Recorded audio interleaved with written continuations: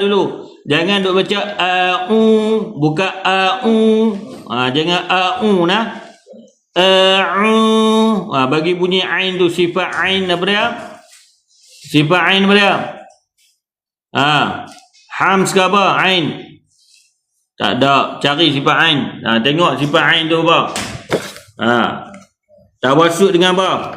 Ain. Tawassut dengan apa? Jahar. Jangan alirkan, jangan lepas napas.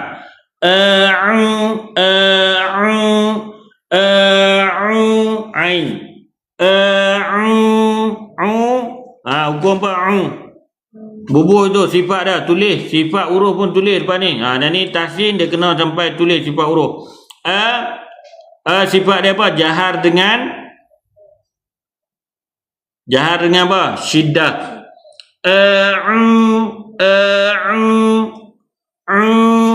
Dia ada apa? Jahar dengan tawassut.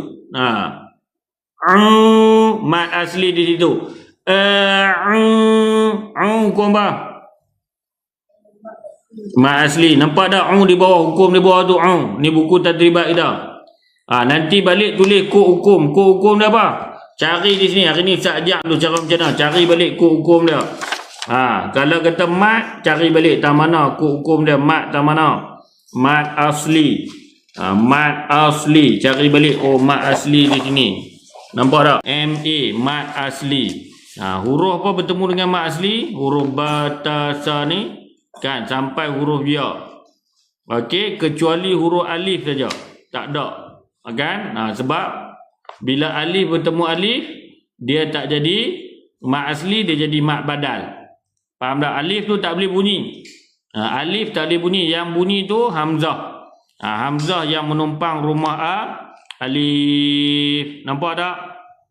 Okey, faham tak? Dia jadi mat asli dia ni. Tulis kod hukum dia mat asli. Kod bacaan dia tulis P2. Tulis macam tu. Faham tak? Ni level tahsin kita. Level tahsin tilawah kita. Kita nak main hukum tajwid setiap hari. Faham tak? Supaya tak tinggal tajwid.